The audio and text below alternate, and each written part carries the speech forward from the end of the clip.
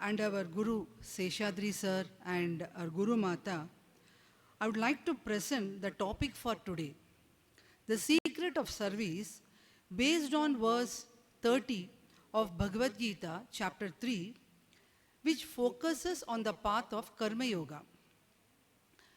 In our daily lives, service is often seen as a transaction. I give my time and I receive a result or appreciation.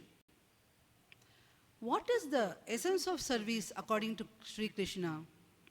In Gita, Krishna defines service as yajna, an action undertaken in a spirit of dedication for the benefit of all, where the I-ness, the ahankara, is surrendered. What is the relevance of this in Karma Yoga? Karma Yoga is the art of living where our actions become a bridge to the divine. We all know that the theme of Gita is the rediscovery of the divine essence in man. Action has a natural tendency to create fresh impressions, which again generate impulses that force one to act more vigorously. In order to avoid the creation of new vasanas, even while acting for the purpose of exhaustion of the existing vasanas, Bhagavan advises Karma Yoga. What is Karma Yoga? Actions performed without ego, without egocentric desires, that is, selfish desires, and without anxiety for the fruits or the results, with an attitude of offering unto Lord, becomes Karma Yoga.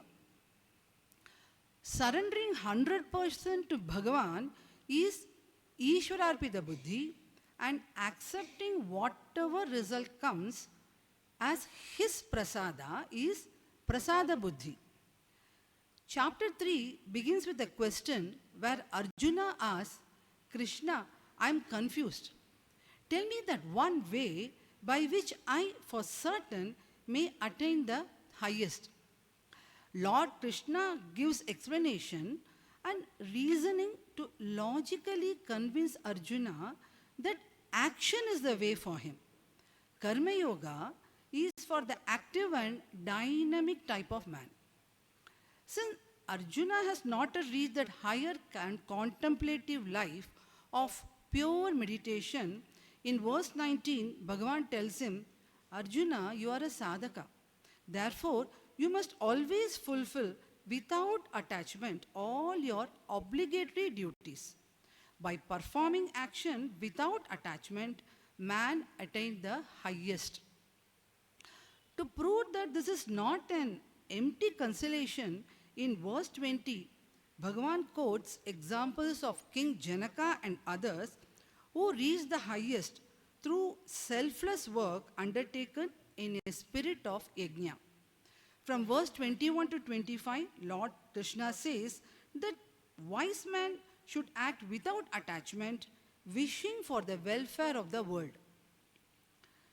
In one of his discourses on tips for happy living, Swami Aparajitanandaji mentions that when we learn something new, most of us immediately run to our friends or relatives to tell them what we learned and how they should practice it, forgetting that what we learn should be applied by us in our own lives first. In the same way, whatever Upadesha Lord Krishna is giving Arjuna is meant for us also. Verses 26 to 29 covers the advice given by Lord Krishna to a man of wisdom who is working in the society for the service of man. Today's topic specifically focuses on verse 30, the secret of service. The entire Karma Yoga principle is summarized in this verse. It is the very backbone of the third chapter. How should actions be performed by the seeker who seeks liberation from his sense of finitude The answer Bhagavan gives is Mayi sarvani karmani sanyasya chetasa nirashir nirmamo bhutva yudhyasva vigata jvaraha.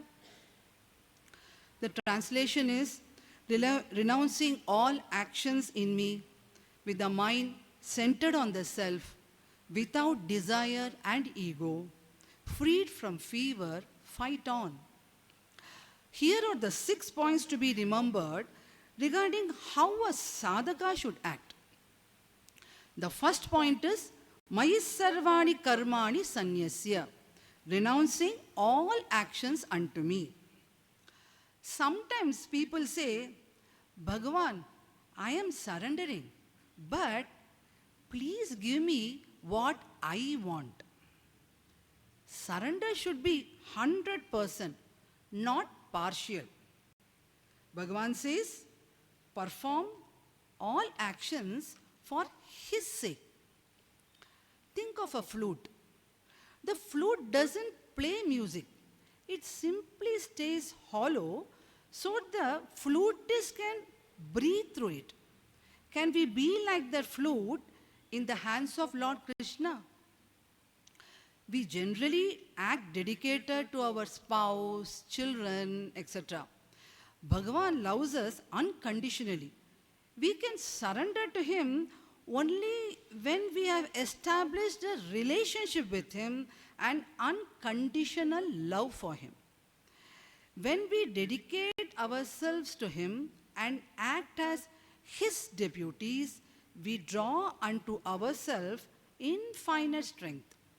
The second point is Adhyatma Chetasa, mind centered in the self. How is one to gain this continuous spirit of dedication? It is possible if we live with the mind centered in the self.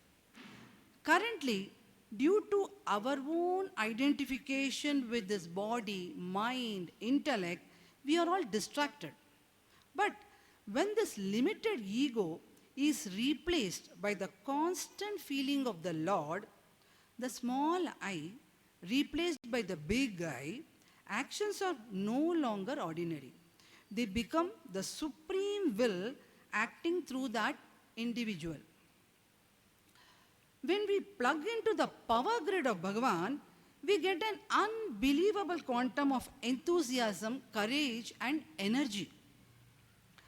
In our life, even though we have the passion to strive, we find sometimes that passion soon dries up. Why does this happen?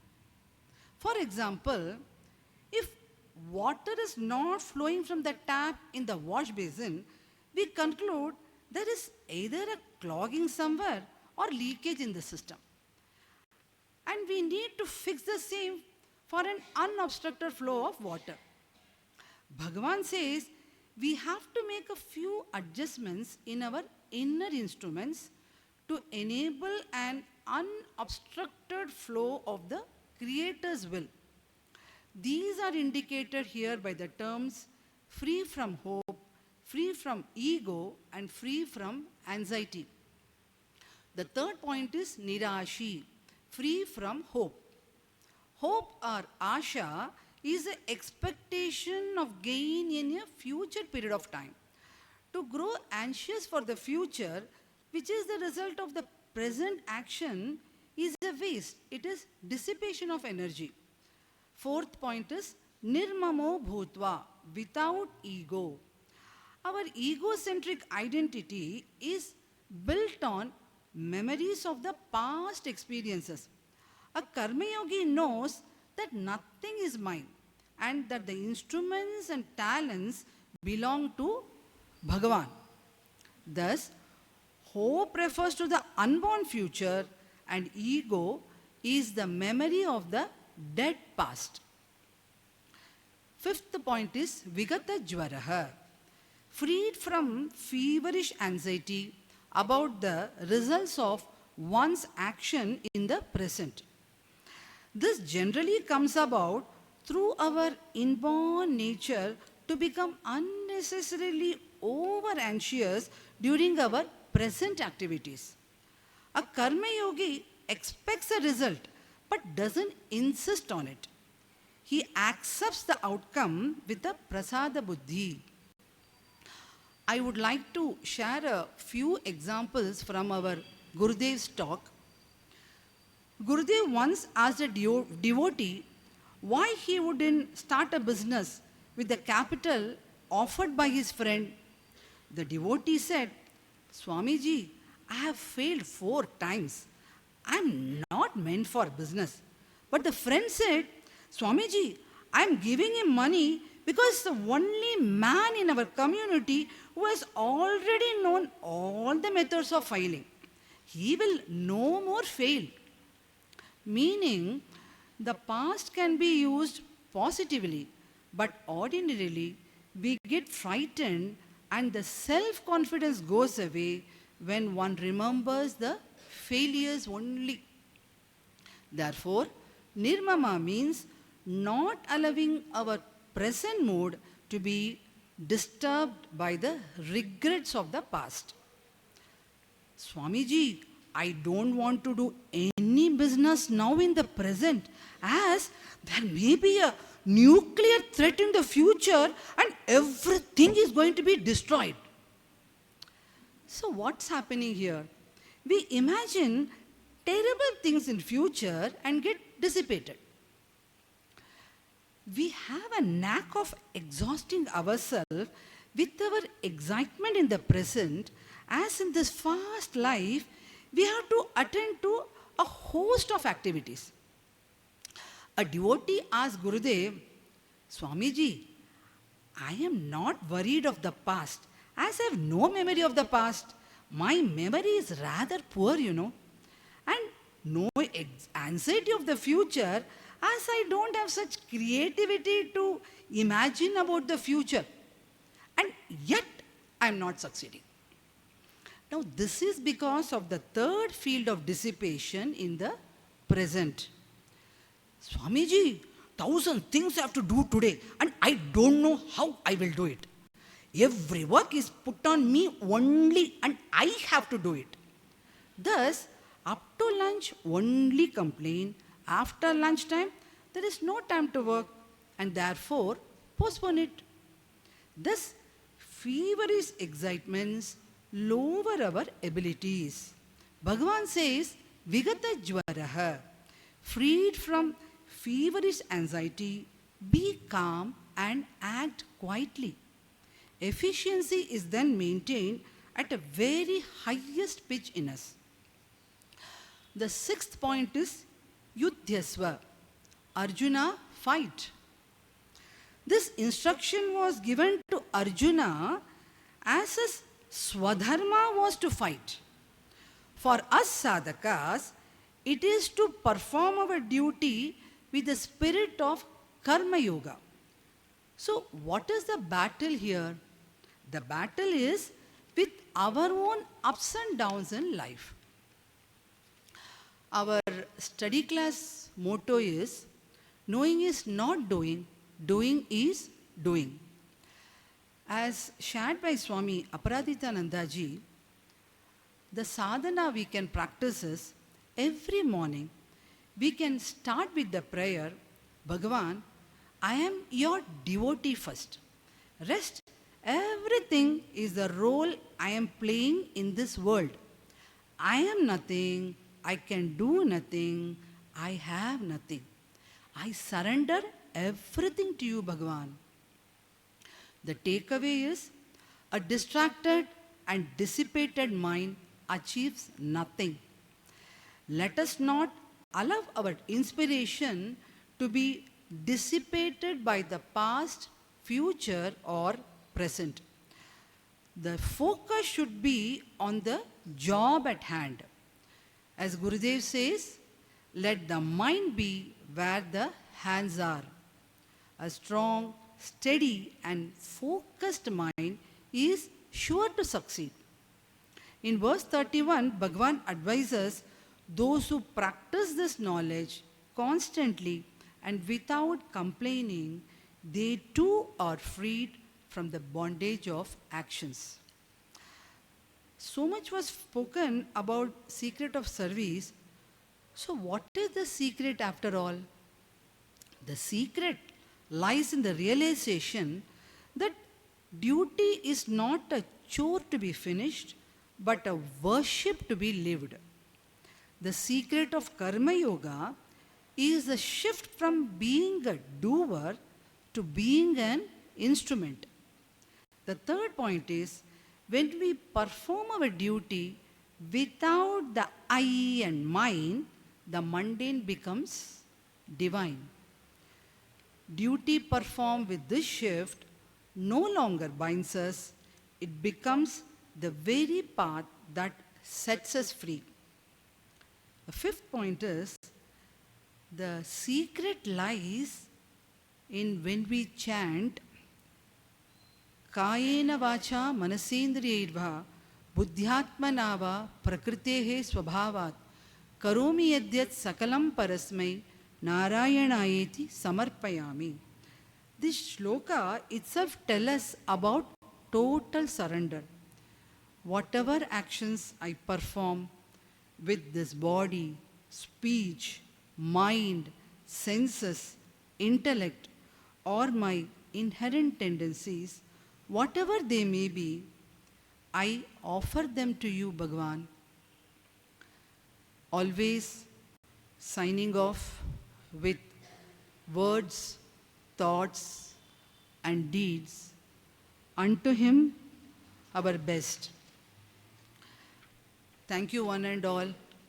My special thanks to Sandhya ji for helping me fine-tuning this talk and being there for me.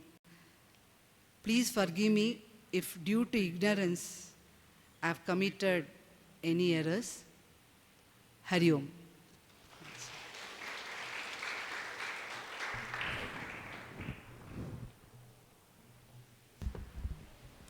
Thank you, Jayashree ji. That was beautiful. And thank you, the three speakers of today, for your impeccable preparation and delivery. Thank you, all of you, the sadhaks here, the audience, for your patience.